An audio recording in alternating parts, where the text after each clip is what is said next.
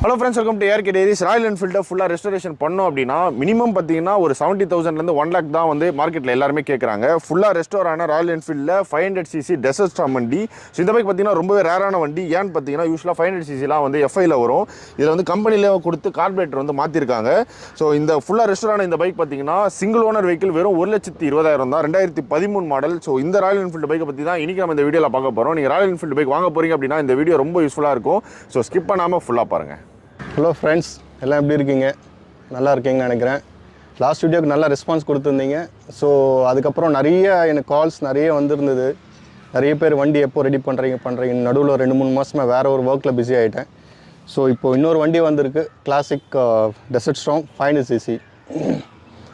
இந்த வண்டி பார்த்திங்கன்னா நார்மலாக வந்து உங்களுக்கு இன்ஜெக்டர் மாடலாக இந்த வண்டி அவைலபிள் இருக்கும். பட் இது வந்து கார்பரேட்டர் மாடல். கஸ்டமர் வண்டி வாங்கும் போதே கம்பெனிலே வந்து கார்பரேட்டரை வந்து சேஞ்ச் பண்ணிட்டாங்க. ஸோ கம்ப்ளீட் கார்பரேட்டர் மாடல் தான் இது. ஸோ ரொம்ப ரேர். நீங்கள் 500cc பற்றி தெரிஞ்சவங்களுக்கு நல்லாவே தெரியும். இன்ஜெக்டர் மாடல்லாம் நிறைய அவைலபிள் இருக்கும். பட் இது வந்து கார்பரேட்டர் மாடல், ரொம்ப ரேர் மாடல். ஸோ கம்ப்ளீட்லி பார்த்திங்கன்னா எனக்கு தெரிஞ்ச வரையும் ஓரளவுக்கு ரெடி பண்ணியிருக்கேன். எப்படி இருக்குன்றதை நீங்கள் தான் பார்த்து சொல்லணும். ஸோ இது பார்த்தீங்கன்னா பெயிண்டிங்லாம் பார்த்தீங்கன்னா original desert storm painting, stickering எல்லாம் பார்த்தீங்கன்னா அப்படியே ஒரிஜினல் அதே ஃபினிஷிங் தான் வந்திருக்கும். ஃபுல் மேட் பார்த்தீங்கன்னா வரும். ரிம்மெல்லாம் புதுசு. ஸோ ரிம்மு, டயர்ஸு, சைலன்சரு எல்லாமே புதுசு. ஸோ ஃப்ரண்ட்டில் பார்த்தீங்கன்னாலும் ஃப்ரண்ட் ரிம்மும் புதுசு, டயர்ஸு, ஸோ இண்டிகேட்டர்ஸு ஆல்மோஸ்ட் ஓரளவுக்கு எல்லாமே புதுசு தான். இன்ஜின் மட்டும் அன்டச்டு இன்ஜினில் எந்த ஒர்க்கும் பண்ணல. இன்ஜின் பக்காவாக இருக்குது. ஸோ ரொம்ப நல்ல கண்டிஷனில் இருக்குது இன்ஜின்னு. மற்றபடி இன்ஜின் பாலிஷ் மட்டும் என்னால் பண்ண முடியல. டியூ டு சம் எனக்கு டைம் பிஸியாக இருக்கிறதுனால இன்ஜின் மட்டும் பாலிஷ் பண்ண முடியல. மற்றது எல்லாமே பண்ணியிருக்கு. ஸோ வண்டி பார்த்தாலே உங்களுக்கு தெரியும். வண்டி ஸ்டார்ட் பண்ணி காமிச்சிடலாமாண்ணா? ஸ்டார்ட் பண்ணிடலாம்.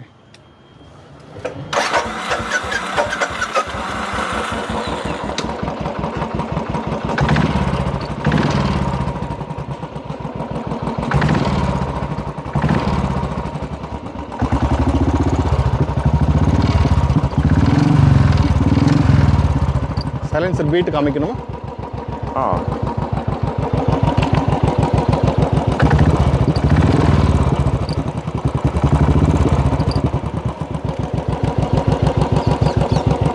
அண்ணா ஆஃப் பண்ணிடலாண்ணா. ஓகே. ஆனால் இப்போ இது எஃப்ஐலேருந்து கார்பரேட்டராக மாற்றிருக்காங்கன்னு சொன்னீங்கல்ல. ஸோ இப்போ மாற்றுறதால என்னென்ன அட்வான்டேஜ் நம்மளுக்கு? மெயின் அட்வான்டேஜ் பார்த்தீங்கன்னா உங்களுக்கு டியூனிங் வந்து கார்பரேட்டர் மாடலில் வந்து நம்மளுக்கு எப்படி வேணுமோ டியூனிங்லேருந்து பர்ஃபார்மன்ஸ்லேருந்து எல்லாமே நம்ம அட்ஜஸ்ட்மெண்ட் பண்ணிக்கலாம். ஓகே. ஸோ வேற இன்ஜெக்டர் மாடலில் வந்து நம்ம அந்த அளவுக்கு நம்மளுக்கு ஏற்ற மாதிரி வண்டியை வந்து அட்ஜஸ்ட் பண்ண முடியாது.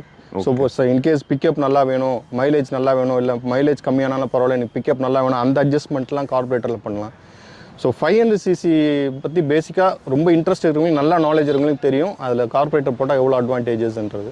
ஓகே. வண்டி வந்து நேரில் பாருங்கள், உங்களுக்கே நல்லா தெரியும். ஆனால் எந்த வருஷம் model? 2013 model, single owner. So எல்லாமே வந்து ஓரளவுக்கு எனக்கு தெரிஞ்ச வரையும் நல்லா ரெடி பண்ணியிருக்கேன். ஸோ அதனால் ஷோரூம் கண்டிஷன் சொல்லுவாங்க நிறைய பேர். பட் இதுவும் நல்லா அந்த கண்டிஷன் தான் இருக்குது.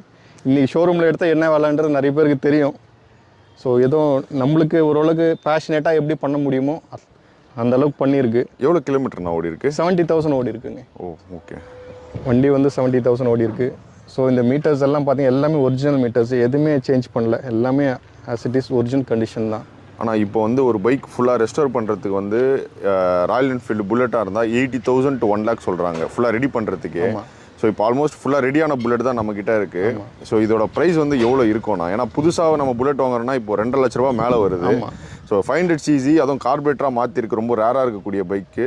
ஸோ எவ்வளோண்ணா நீங்கள் கோட் பண்ணுறீங்க? இது லாஸ்ட் வீடியோவில் சொன்ன மாதிரி தான். எனக்கு லாஸ்ட் வீடியோ போட்ட அப்புறம் எனக்கு நிறைய என்கொயரிஸ் என்னென்னா, எனக்கு வண்டி வந்து இமீடியட்டாக சேல் ஆகிடுச்சு கிளாசிக்கு. பட் அதுக்கப்புறம் நிறைய பேர் நான் உங்களுக்கு அக்கௌண்ட்டில் கேஷ் போட்டுறேன், எனக்கு ஒரு வண்டி ரெடி பண்ணி தாங்க, நிறைய என்கொயரிஸ், நிறைய எனக்கு ரொம்ப பாசிட்டிவ் ரெஸ்பான்ஸ் நிறைய இருந்தது. ஏன் நான் எதுவும் எக்ஸெப்ட் பண்ணலைன்னா, வண்டி ரொம்ப கிடைக்கவே மாட்டேன்து. கிளாசிக் பொறுத்தவரையும் கிடைச்சதுன்னா கூட ரொம்ப ஓவர் ப்ரைஸிங்காக இருக்குது. ஸோ அந்த ஒரு ரீசனுக்காக தான் என்னால் வந்து அந்த ஒரு டிசிஷன் எடுக்க முடியல. ஒரு ரிட்டர்ன் நம்ம கேஷ் வாங்கிறதுக்கு நம்ம அது பர்சனலாக ஸ்டடி ஆகிடணுன்னு. ஸோ அதுக்காக தான் இப்போது ஒரு பிளான் பண்ணியிருக்கேன். ஸோ ஒரு செட் ஆஃப் பைக்ஸ் எடுத்துகிட்டு அதுக்கப்புறம் நம்ம வந்து ஒரு பெரிய வீடியோ நெக்ஸ்ட் வீடியோ போடலான்ற மாதிரி ஒரு பிளான் இருக்குது. ஸோ அதனால் யூஸ்டு பைக்ஸ் யாருனா வச்சுருக்கீங்க, யூஸ் பண்ணாமல் இருக்குது, ஐடியலாக இருக்குது அப்படின்ற மாதிரி இருந்தால் சொல்லுங்கள், நான் எடுத்துக்கிறேன். பட் ரொம்ப ஃபேன்சி ப்ரைஸிங் சொல்லாதீங்க. பட் இந்த வண்டிலாம் பார்த்தீங்கன்னா ரொம்ப ஃபேன்சி ப்ரைஸிங் தான் எடுத்தேன். நான் எடுத்து ரெடி பண்ணி கொடுக்குறதுக்கு வந்து பார்த்தீங்கன்னா அதில் ப்ராஃபிட்லாம் வச்சு பண்ணவே முடியாது. நான் இப்போ சொல்கிற ரேட்டை பார்த்தீங்கன்னா உங்களுக்கே தெரியும். இல்லை ஆமாண்ணா, ஏன்னா போன பைக்கே தெரிஞ்சதுண்ணா. ஏன்னா நம்ம போஸ்ட் பண்ணி ஒரு நாள்லேயே சேல் ஆகிடுச்சு. ஆமாம், இதுக்கு மேலே வந்து அது கொஞ்சம் ஓரளவுக்கு பிஸ்னஸ் மோட்டிவேஷன்னா எப்படி சொல்கிறதுங்க, ஒரு 4-5 பைக்ஸ் மொத்தமாக எடுத்து சின்னதாக ஒரு மார்ஜின் வச்சு செய்யலான்ற மாதிரி ஒரு பிளான் இருக்குது. பட் டிபெண்ட்ஸ், அது வண்டி நான் என்ன ரேட்டுக்கு எடுக்கிறேன்னு பொறுத்து தான் இருக்குது. இப்போ இந்த வண்டிக்கு பார்த்தீங்கன்னா நம்ம கோட் பண்ணுறது வந்து ஒரு 120னா கொடுத்துடலாங்க. 1,20,000 தான் கொடுத்துடலாம். ஆனால் இப்போ நம்ம சேல்ஸ்க்கு வந்து எடுத்துக்கிறோம்னு சொல்லியிருந்தோம்லண்ணா. ஸோ அது வந்து எந்த வருஷம், இந்த வருஷம் மாடல்? எனக்கு வந்து 2011 அண்ட் அபவ். எதுக்காக ஸ்பெசிஃபிக்காக 2011 அண்ட் அபவ்னா, எனக்கு BS3லேருந்து ஓரளவுக்கு BS4, 5 இருக்கிற வெஹிக்கிள்ஸோட டீட்டெயில்ஸ் தான் ஓரளவுக்கு நாலேஜ் இருக்குது. ஸோ அதுக்கு முன்னாடி வந்த வண்டி வந்து எனக்கு அந்தளவுக்கு நாலேஜ் இல்லை. ஸோ நம்மளுக்கு தெரியாத விஷயத்த பண்ணக்கூடாதுன்றதுனால 2011 அண்ட் அபவ் எந்த வண்டி இருந்தாலும், கிளாசிக், ஸ்டாண்டர்டு எதாக இருந்தாலும் சொல்லுங்கள், எடுத்துக்கிறேன்.